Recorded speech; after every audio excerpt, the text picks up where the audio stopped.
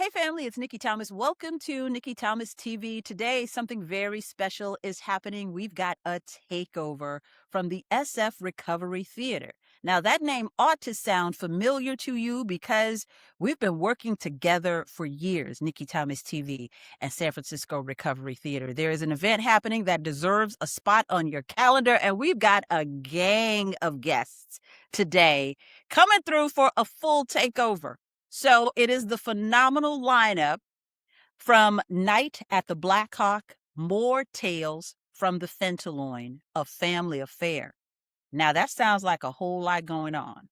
And trust me, it is. I'm super excited. And by the end of this conversation, you're going to be excited too. So I'm going to do like the J HUD Spirit Tunnel and bring our guest on one at a time. First up, he is the visionary artistic director behind San Francisco Recovery Theater, a frequent guest here, creative force, storyteller, and somebody I've had the pleasure of working with for many years. Please welcome Geoffrey Grier in the building. Wait, there he is. Hello. Why, Nikki. Hmm. Fancy meeting you here. Fancy meeting you here, darling. How are you today? I'm feeling absolutely great. Hmm. Wonderful. I'm feeling energized, recharged, and ready to charge forward. And we're ready to take over. We really are. You you should be. You're a creative genius, and you know when I say creative genius, I always imagine folks like that just always being energetic and ready. So, that is very fitting. So we've got a couple more guests. Do you want to introduce them, or do you want me to introduce them? I think we can introduce them. I'll kind of lay the groundwork. Yes. You put it out there. This is our Mhm, ongoing series, Night at the mhm. Blackhawk series by San Francisco Recovery Theater. Where we deal with the Black Hawk Jazz Club, which was a main staple in the Tenderloin District, 1949 to 1964. Oh wow. All jazz, everybody that was anybody came through the Black Hawk. Mhm. And we have reinvented and decided to keep the spirit of the Black Hawk Jazz Club moving forward because you never knew who was going to walk in the front door. Many people got their start there, modern jazz quartet, Johnny Mathis, many folks. What we're doing to this time is because fentanyl has been such a devastating drug and in our neighborhood, in our community, Mhm. and has been on everybody's lips from Maine to Spain, Hmm. that we decided that we're just going to approach it directly. And one of the things that people need to understand whether it's a mental health issue, whether it's a substance abuse issue, whether it's an incarceration issue, or just plain poverty issue. Family is always involved. Wow. Five main components are always affected, no matter what, whether there's what do you call it, an estrangement, or whether you're close. You got a mother, a father, a sister, a brother, a child, an aunt, and extended family members. And all these people are very, very important. So, whatever happens to us or an individual in our family, we are affected too. So, this show is dedicated to the spirit of the family and the power of the family. And that's why we called it a family affair. And Brother Sly Stone really, really captured that in his song, It's a Family Affair. I grew up with Spencer Barefield and the Seven Sounds. I think it was even before high school. So we've known each other practically all our life. Wow. Before either one of us had a hair on our face, we knew each other. That's how far back that goes. And we always clicked. And it didn't have anything to do with music, didn't have anything to do with art. We were just beginning at that time. We were just buddies in Detroit trying to make it through. Mhm. Spencer became a really, really dedicated artist and played with the Seven Sounds. It was a famous group in Detroit. Many years later, He gave birth to a beautiful baby girl Mm, named Janina, mm. who also picked up the strings. Wow. I'll let her tell her story, Mhm. but she became very, very involved in the arts as well. So this show is dedicated to family members. We have my brother who's going to join us, Mr. David Allen Greer. He's going to get up and holler and scream. We've got Phoenix Rose and her father. So Uh-huh. we got 3 to 4 different family members that are going to be coming together for the first time. We Wow. also got JP, John Paul, Janina's husband. He'll be on upright. So Do we I need really to do call have, do I huh? need to call some of my family members? I mean, I Yeah, feel like you we can just bring them on in. each bring some family members through here. So let's do this. Let's bring our the rest of our guests on so we can make it a family affair. Let's see. Do we have everybody's in the building? Oh, there they are. There they are, my extended family.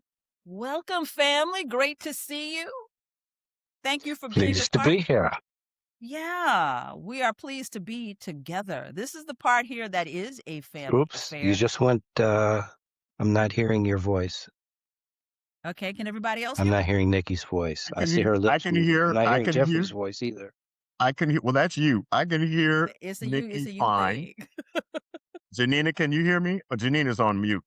Um, I can Okay, hear we're yes. just all fine. together now. Nikki's All been together. cutting out a little bit for me. He's Mm. hearing nothing. I Okay. can't hear anything. Well, we don't know what to tell you, Spencer. I can hear. I'm here. I'm doing good. Mhm. Okay. Yeah, well, let's just keep going. Maybe we can see Okay, if we can figure it out. we'll text Spencer just to talk. We can hear him. Okay, so Jeffrey, I'm gonna go back to you Okay. because I love that this has such a robust title. And you gave us a bit of the backstory. Um, so I want to make sure that everybody's up to speed when they see this. Okay, well, yeah, what is the experience going to be like? You know, we've got these great performers, and you, as a person who's a visionary, SF Recovery Theater, you've been doing this work. So it's so many different layers inside the title. Talk a little bit more about that. Well, I think the entire piece is based on, as I said, the um the Blackhawk Jazz Club. Hmm. And it's a jazz club. It is a club that was existing in the Tenderloin. It was just outside of the beatnik era. It was the place to be. Many years, the members of the community were upset that the Black Hawk Jazz Club had these kids out there listening listening to that devil music and smoking Mm, that monkey dust, and they were just highly upset. Well, in San Francisco spirit, the Black Hawk Jazz Club put chicken wire down the middle of the club so the youngsters could come in and they could participate. And that mm, is the history of the Black Hawk Jazz Club. So we've taken that spirit and we've taken people that we know. I've got community members and San Francisco originals that are going to be performing. I haven't even mentioned their name, but I think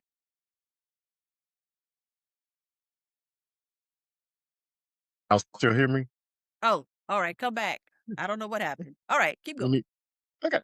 But I think it's really important that people understand the necessity and the power of family. Mhm, And that is why it's named a family affair. mhm, We wanted to include the family. Now, Spencer and Janina and John Paul have been basically living together for who knows how long. And they've been circling around in this artistic world, creating and doing things that are just magical. But a lot of times we're not seen mm, as artists. We're kind of over in the corner. We're kind of doing our little thing, and maybe a few folks that happen to follow classic jazz will kind of notice us, but they don't.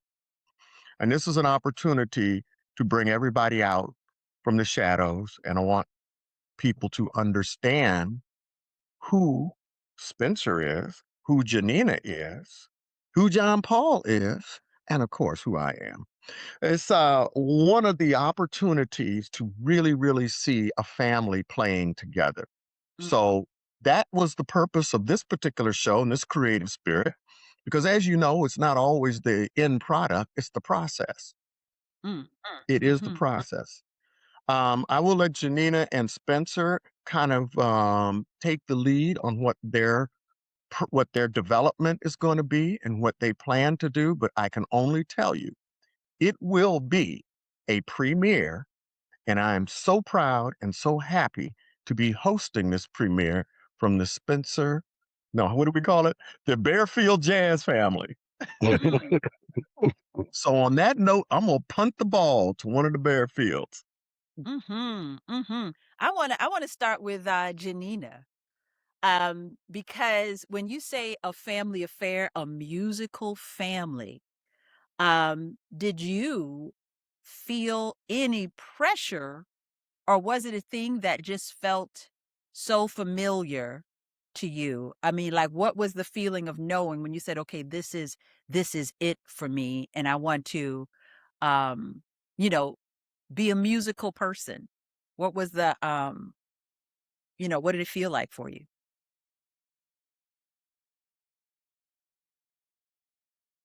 Well,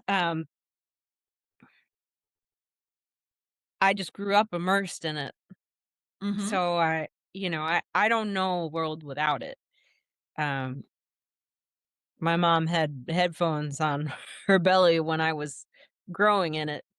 mhm, And my dad, I grew up with him rehearsing in the house all the time and bringing musicians through, and I loved it. I would mm, sit for hours and watch and study them, and when I was a toddler, I was asked if I wanted to play an instrument, and at that point I only knew the instruments that were in a jazz band. mhm, And so I told them I wanted to play the double bass. mm, And and they thought that was hilarious because I was so small. mhm, But to me, as a little kid, this enormous instrument was fascinating and mystical even. And the late great Richard Davis was one of my dad's frequent collaborators, and he was also just especially kind and patient of me shadowing his every move. So they didn't know my parents didn't really know what to make of I wanna play the double bass as a 2-year-old. So they told me they were getting me a little bass, um, which was not true, but that was a violin, and clearly it little stuck bass. because here we are, uh, several more than several decades later, um, and I'm still in it, and, but I married a bass player, John Mhm, Paul, who mhm, is gonna be our collaborator as part of this evening of mhm, music. mhm, So, I as everybody, um, idolizes their parents, my dad was my idol, and I mm, grew up, you know, just learning so much. So much of the musician that I am today is because of him. And and I actually went in the direction of playing classical music. Is trained Suzuki. And I went, and at a certain point I said, okay, I'm a violinist. I play classical music. That's my thing. Jazz is dad's thing. You know, huh, I'm gonna make, that's gonna be I'm different. That's that's who I am musically. And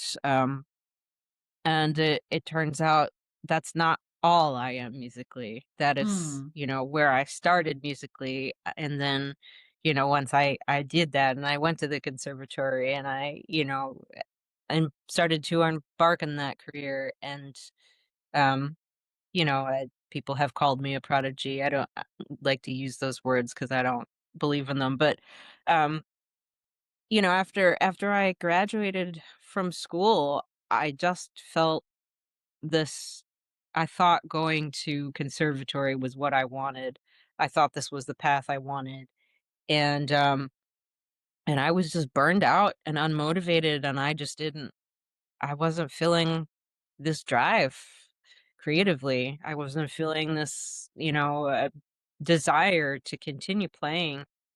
And so I went on a creative journey um after I graduated. And part of that journey was my other half, John Paul, Mhm. who we went to grad school together, and he was there for classical double bass. And but he was also a songwriter. He was writing songs and still does this whole life. And I was just kind of in awe of what he was doing creatively. And at a certain point, um, I wanted to collaborate. I wanted to play with him, and I was like, I think I could play like some whole notes here.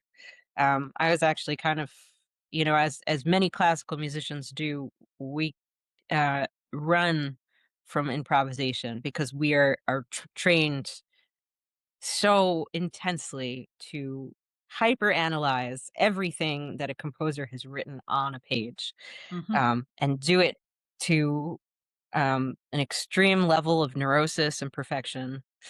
Um, and that can be very stifling, I think, to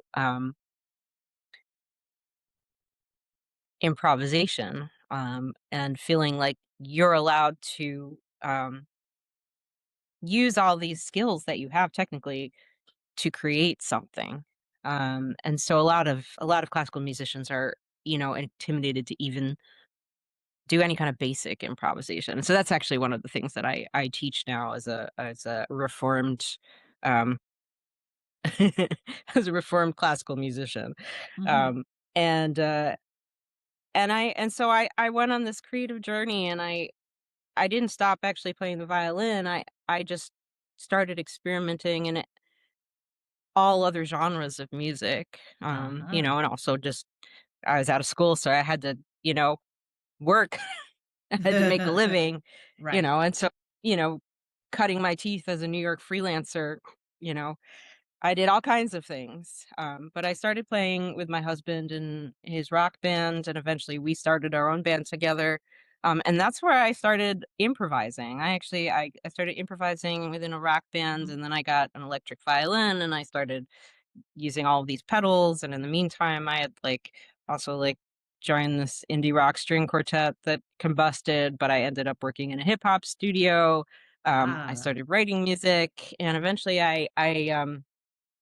another close friend and collaborator. Her name is Jessie Montgomery, and she's one of the most fabulous young Black woman composers that have ever existed, and actually the most performed living classical composer at the moment. And we're very close friends and collaborators. And she had founded this quartet, and then realized that she wanted to move on, do more composition, and she kind of decided that I was gonna take over for her. Um, Mhm. and they still made me audition, but she kinda set that up. Right, Um, right.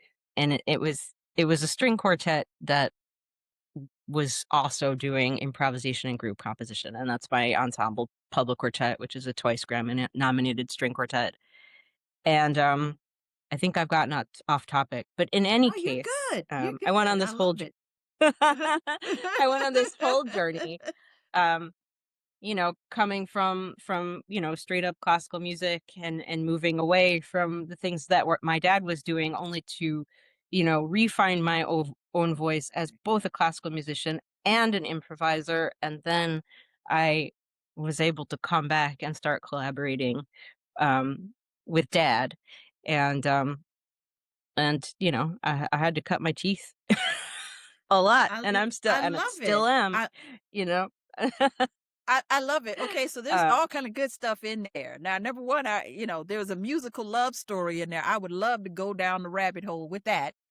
But, we yes, can, use our imagination that, that was the thing that brought you guys together. So let me just ask quickly though. So It was.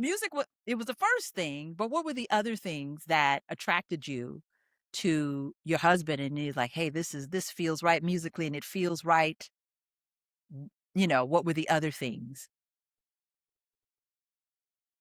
Well, I like we first got together when we were playing chamber music together in the contemporary ensemble at the Manus School of Music. Um and we spent actually about 10 years playing in a rock band together called Hollands. Mm, We put out 3 albums. We co-wrote an indie rock Scheherazade that we also collaborated with my string quartet, and then we've collaborated in various ways. We've collaborated as a violin and bass duo classically. We've collaborated with my dad as a mm. trio, and I actually am a cancer survivor, and Oh, I've actually spent the last 2 years of my life. I just had my 2-year cancerversary um wow. of completing chemotherapy, and surviving uterine and ovarian cancer, and 2 years, no evidence of disease. And but unfortunately, during that illness, I lost my ability to actually play the violin, and I had Oh, to completely relearn the instrument. oh. Um, from ground zero. And and so and during that same time my dad also got very sick with an autoimmune disease. And so I always just took for granted that at some point we would collaborate. At some point Mm, you know, we would record together. And he'd always we had collaborated. He played with my quartet. I've been playing his music since I was a teenager, and many different iterations with members of the Detroit Symphony, with my own ensemble, with Jean Paul.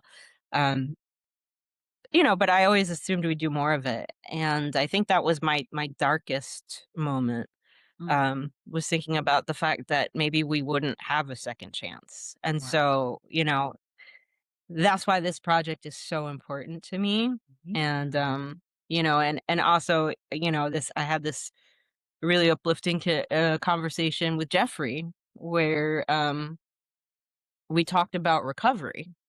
And he said, what you're going through, you're in recovery, you know.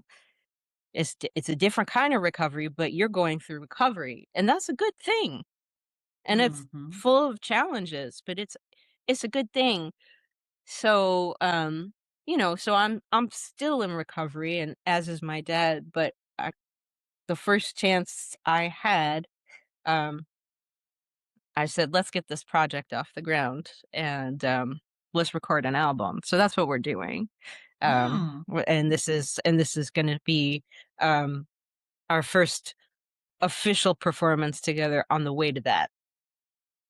Hmm. I love it. I love it.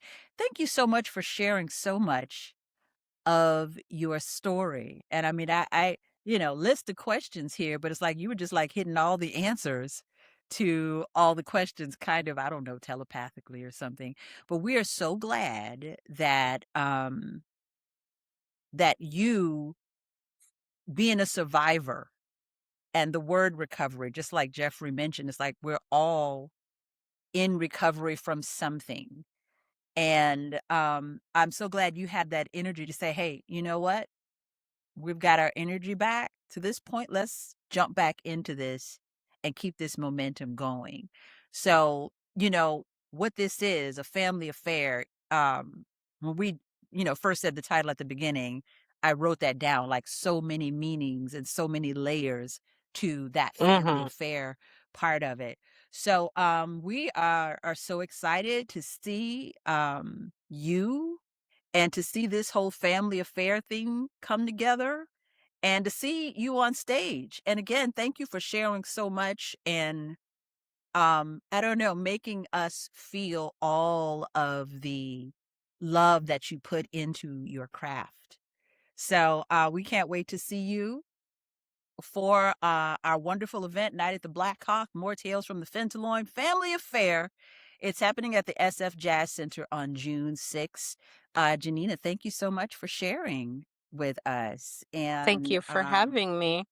yeah, you're so it's like so beautiful. I love your pictures.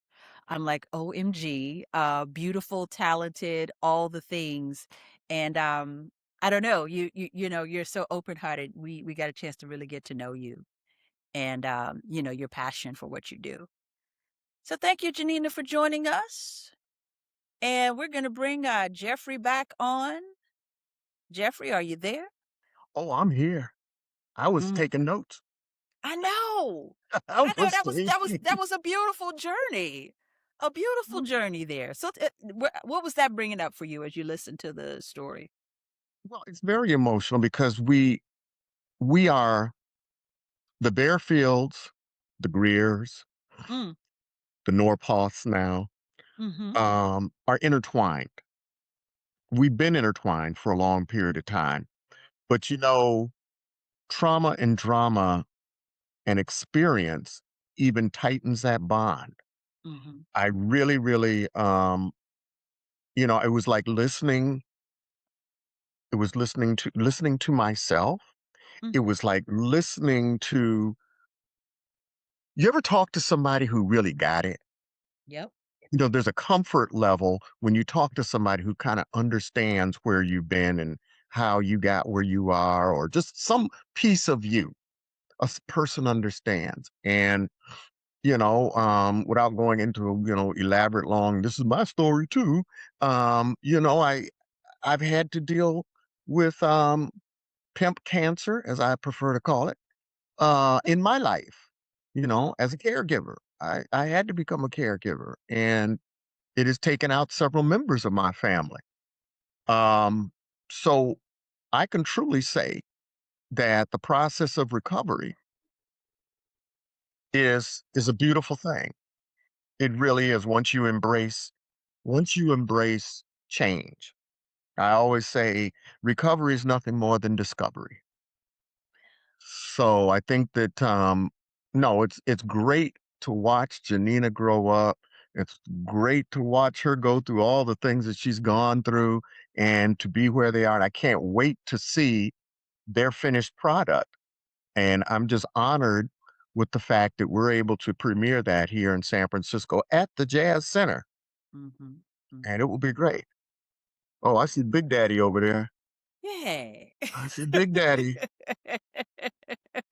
In the building. All right. So, a Spencer Barefield is here.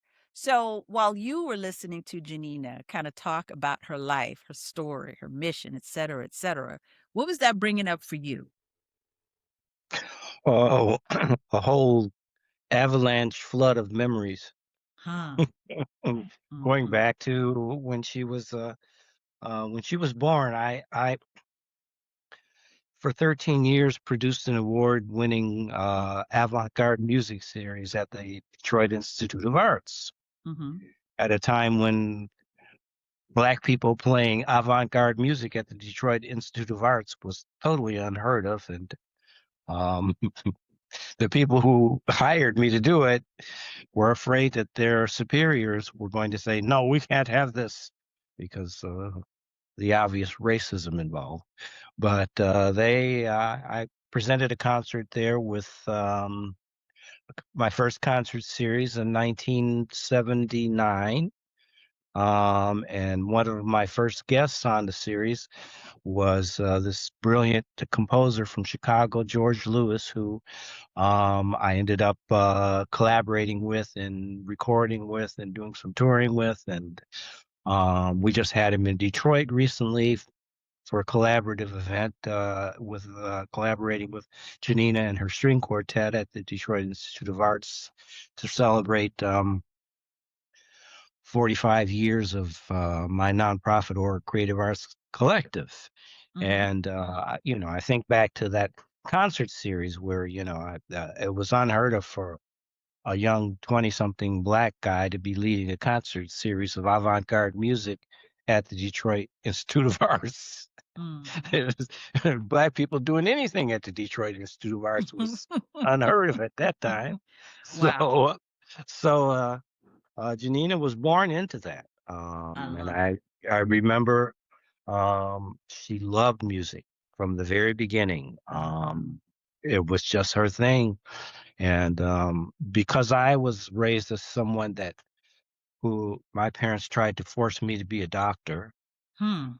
and created tremendous hardship for me because they forbid me to play music, and I had to sneak and do it behind their backs. And I ended up dropping out of medical school, but that's another story.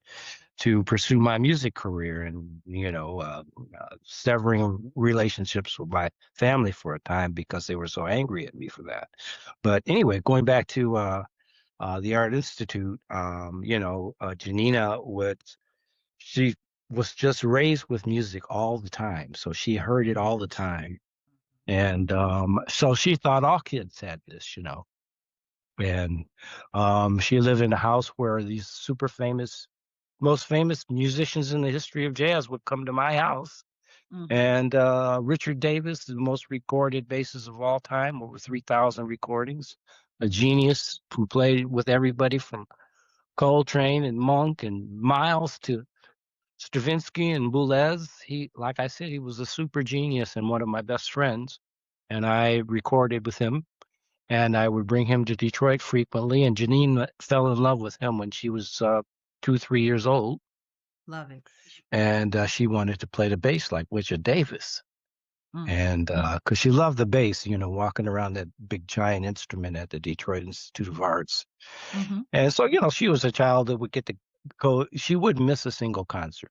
She was I love like, it. that was the most important thing in her life that she liked more than anything else, going to the concerts at the Detroit Institute of Arts. And then after the concert, she could roam around the museum and look at the artwork, this big, huge museum she had all to herself. And it was a magical experience.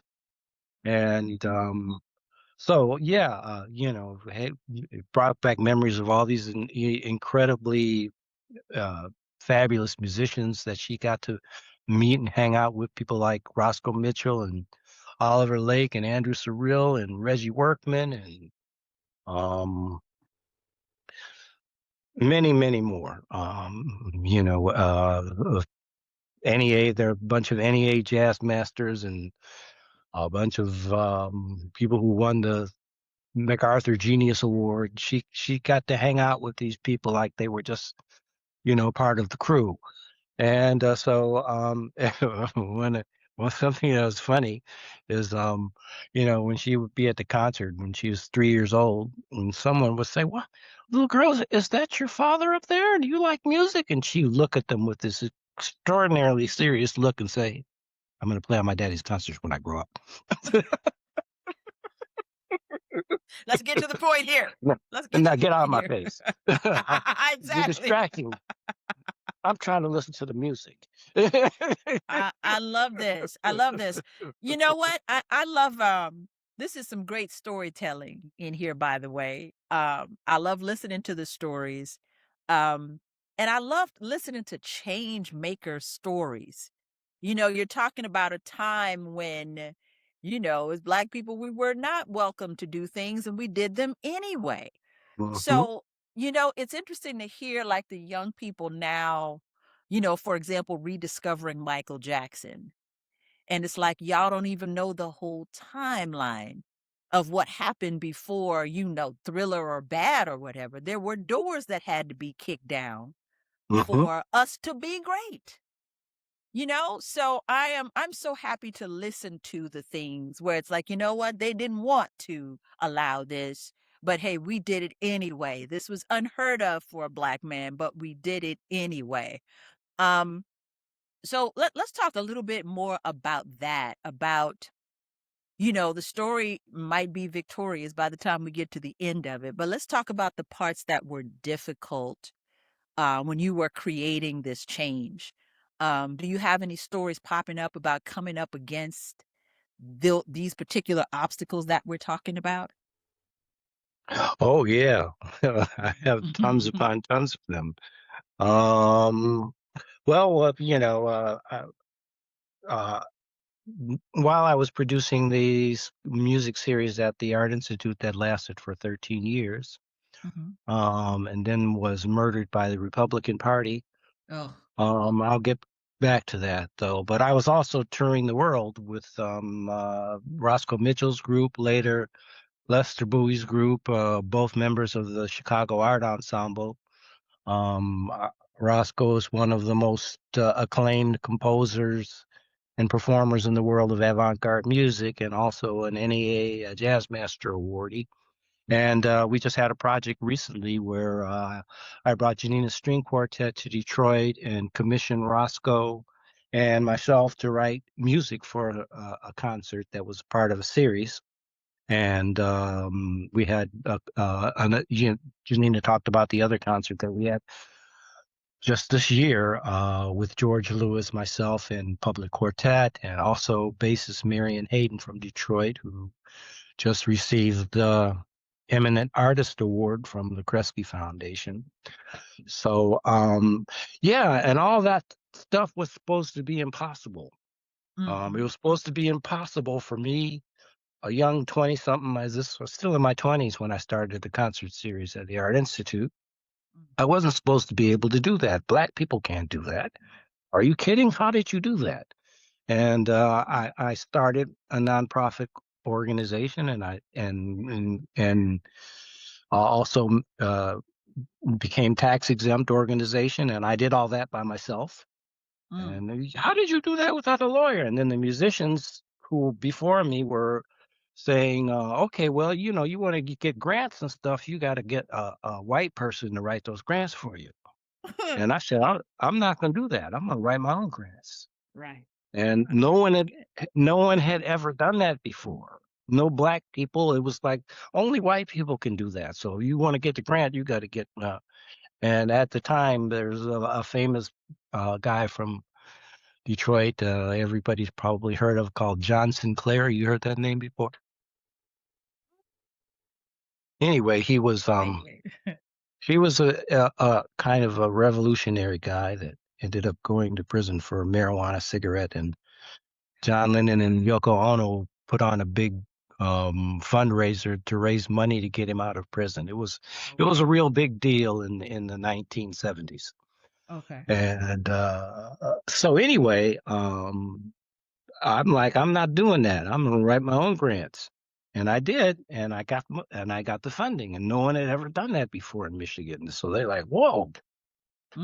So that changed things, because people saw me do it and said, "Oh, I'm going to do that too." Then, so the Black organizations started popping up and doing their art in all genres of art, not just music, theater, visual arts, and became successful grant writers. And a number of nonprofits began to prop up, and they were really putting Detroit on the map, and Michigan as well, as important art center.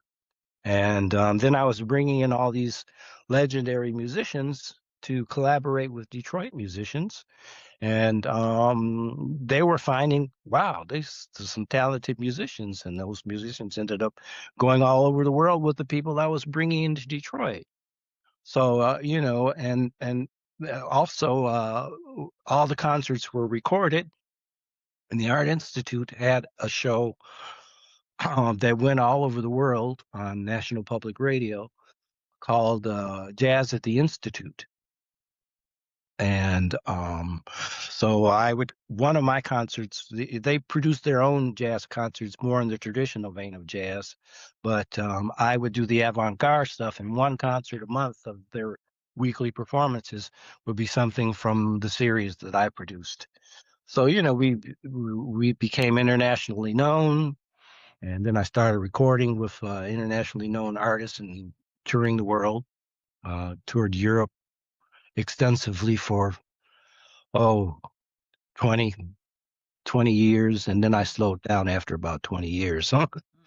But there were other things that were happening at that time. That's when 2000 came, and 9/11 came, and George Bush and the war in Iraq came, and Wowza. Those things were all very destructive to the arts, and Huh. people saw their work diminish and disappear for a period. So, yeah, these were bumps in the road, but you recreate yourself and rise up Mhm.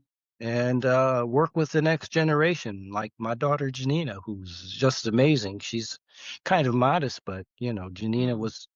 went to college when she was 11 musically.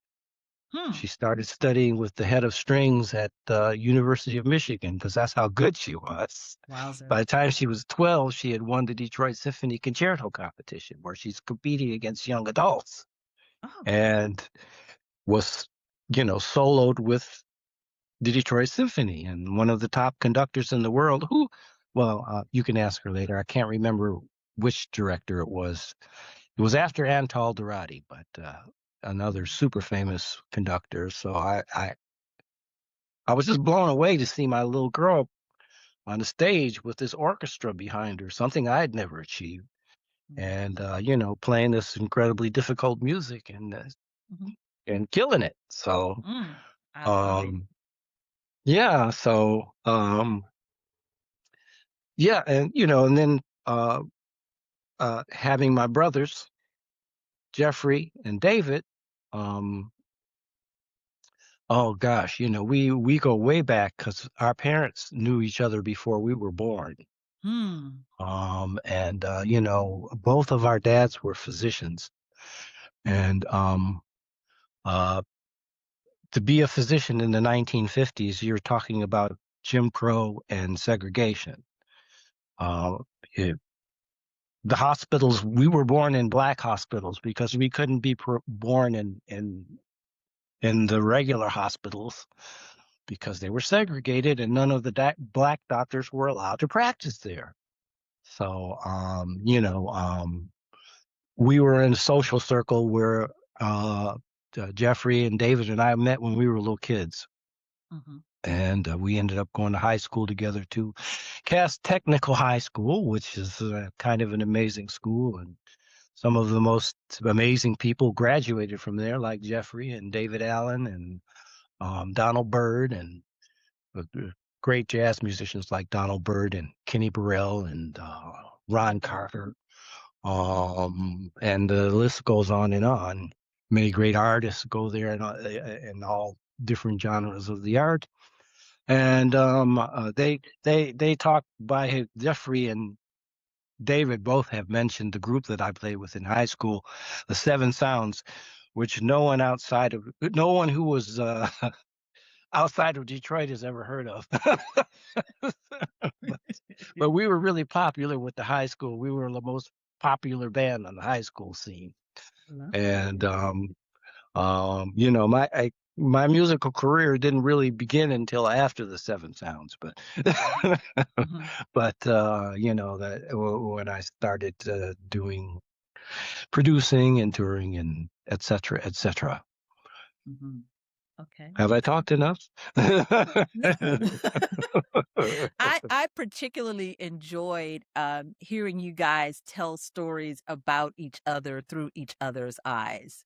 Hmm. So this is just wonderful. And yeah, Janina, you're like super humble about everything. And then daddy's coming with all the accomplishments and Hmm. telling this story, only the way a parent can tell, we see our kids through just these big bright eyes.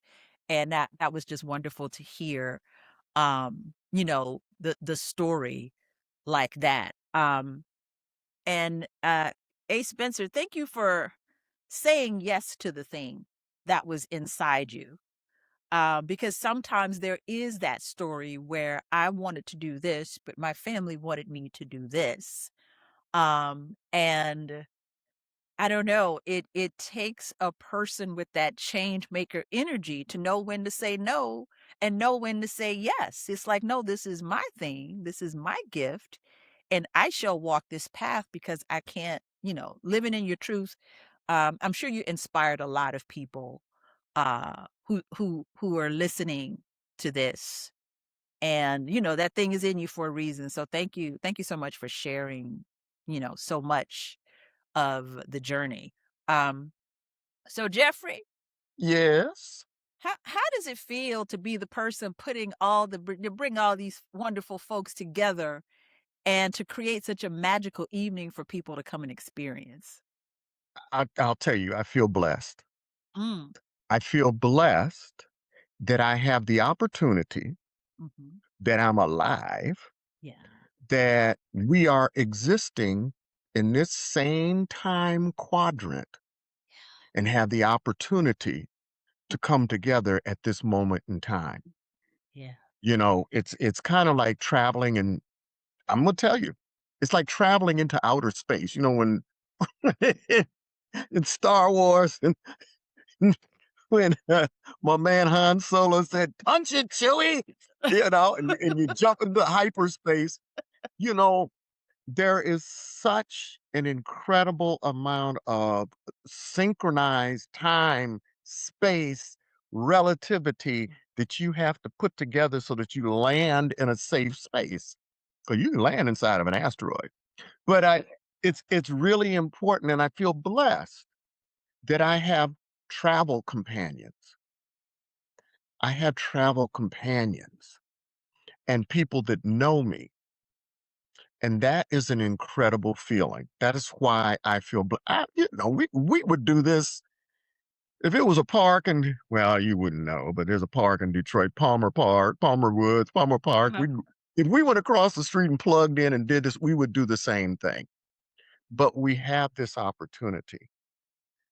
And I really relish the opportunity to share Mhm. my family Yeah. and friends with the world. Oh. That's this is a blessing. I think what Janina was saying, it's sometimes you need a shock, a wake up call, like, look, you can mess around if you want to, but the opportunity is now, Yeah. you know? Y And yeah, yeah. so I feel blessed. That's the only word I can say is I feel blessed. That was a whole sermon. This is a very deeply spiritual conversation for the reasons that you just mentioned. Well, I Because have another page if you'd like to hear it. you got another page. Another Hallelujah. page. Hold on a second. Let me get my church fan out here because it's getting hot in here. Um, but yeah, so that's exactly the truth. And that's the kind of thing I love to talk about on Nikki Thomas TV here. That's right. Just the spiritual reality that we're in. I mean, I'm not a musician. But the language has, the language has all come together because it really is a spiritual conversation. There's so many things that have to align for you to be on path with folks and for these people to be a part of your family and for you to remain intertwined for your entire life. So, there's a whole lot of love and gratitude that everybody understands, whether you can play anything or sing anything or you know anything about any of these instruments and how to work them. Um, we're talking the same very powerful language. So let's make sure that folks have all the information that they need to know to be a part of this event. Um, Yes. so so you're doing all this and the event is free. Is that correct? Well, it is free. Let me put it like this. Mm-hmm. We're not going to turn anybody away for lack of funds. Mm-hmm. But I know y'all have gone to church before. Yeah. When that plate passes around, That's you know how right. people look at you if you don't put nothing in that plate. So you're So saying you get in free, but you get in free. We don't know how you're going to get out. We are asking, well, we're going to feed you too. right. We're going to feed you too. So we are asking for a donation. Of course, it's suggested A $50. generous donation. Yeah, don't cough, don't sneeze, but you will get your money's worth. As a matter of fact, our goal is to get you to the point where you go, you know what? I think I need to put some more in this plate. And that's how we plan to leave you. I have enough faith in my friends and family Yeah. that we're going to move you to take your hand and reach deep into your heart, which for men, it's located in your back right pocket. For ladies, it's in your purse. Reach Pocketbook. deep into Pocketbook. your heart. That's right. And pull the love out and share it. and share. Yeah. But at Yeah. the end of the day, the reality is that where we are today is we are not going to survive if we don't support each other. Mhm. Mhm. That's just the bottom. That's it at the end of the day. And as Spencer said, they have murdered the arts. They haven't faded away. They haven't been underfinanced. They have been systematically murdered. And one of the things I heard when Janina was talking, and what I hear when I hear Spencer talking, and what it allows me to do is something I heard Nina Simone say. And that was the freest she ever felt was on stage. The freedom to talk right now on Nikki Thomas TV with family about stuff that just comes up Yeah. is an incredibly freeing experience. And this is the spirit that we want to bring forth. Now, we'll catch that other individual later. But I did want to ask Janina, where is JP? Is he in the house? Is he in your house? Is he anywhere around? Huh? He might not be in the house. He might not be in the house. Might not. He's He might walking not be in the Vegas. house. Tell him we're talking He's about walking the him. dog. Tell him we Um, got his picture on the poster, yes. On the and flyer. we'll get to him. And we'll get to Um, him. and so Jeffrey, so we have some other very special guests as part of the event. Do you want to tell us more? Because there's some other folks that Absolutely. We got some local talent that's going to show up and set the stage. We've got, of course, my brother, David Allen Greer, is going to be there. We've got the incredible Paula West. We've got Phoenix Rose, as you know her. She's the hip hop queen and the host for Yoshi's. She'll be there. And that's another family connection because her father is a jazz musician and he's going to accompany her on a song. So we really got a family affair going. this We got is Recovery Theater's amazing. mainstay with Dave Austin, Trio de Swing is going to be the rhythm section. We've got the incredible Mr. Eric Ward. You may remember him, the All-American original. And we've got Vernon Medeiros. We've got a couple newbies, that'll be coming. But that's that's our plan. That's our plan. We got a full That's evening. amazing. That's amazing. We're talking about Night at the Blackhawk, more tales from the Fentaloin, a family affair. It is a wonderful evening of art, community storytelling, healing, music. And I know that the Bay Area, we know how to love and we know how to show up. That's So right. we all know the language of what people are always trying to do to the arts.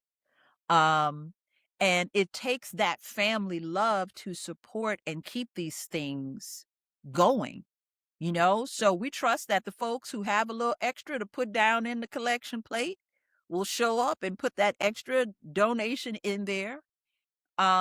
So it is officially, a free event, but it is an event that absolutely needs support and donations are encouraged.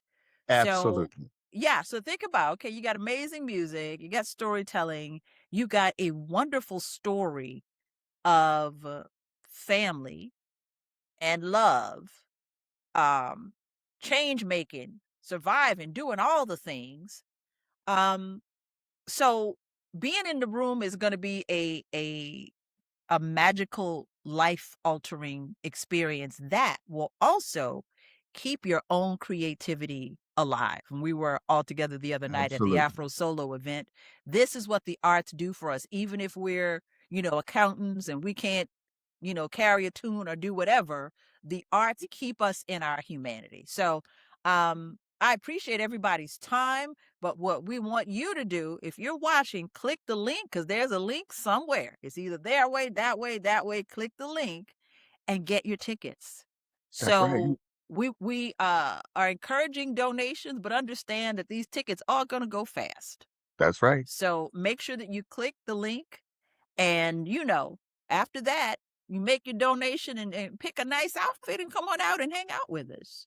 That's right. Come on out for a night. We will be, there is tickets on Eventbrite. We encourage everybody to register because we do need a head count.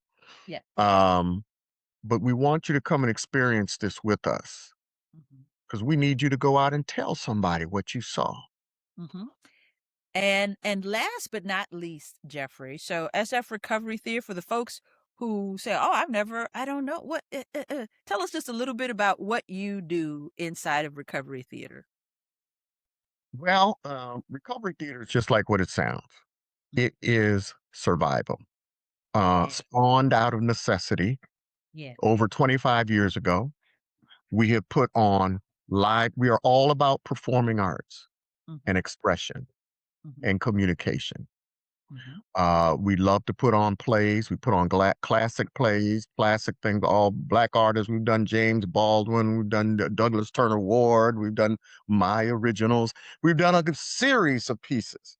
But it's really important that we also marry and merge other mediums. And the Night at the Blackhawk series is a traditional San Francisco historic monument. Mhm. People need to look it up. The Blackhawk Jazz Club. This is a historic piece. So, recovery theater is as it is, and we stated we always like to keep the mission present. We are all in a state of change. We're in a state of change, and one of the greatest things we can do is drop the veil, drop the pretense, and quit pretending it's not you. This is why we love you, Geoffrey. This is why. Well, thank you. I will You pass the plate to you very shortly, and But you always tell the truth. I think the last event that I was at, you said everybody's got something that they're in recovery from. yes, indeed.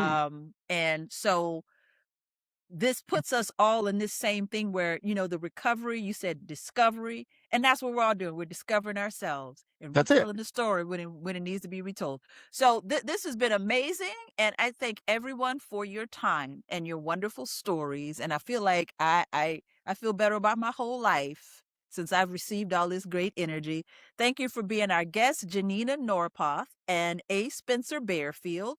And last but not least, the fabulous Geoffrey Grier from San Francisco Recovery Theater. Yeah, Thank you so yeah, we here. much.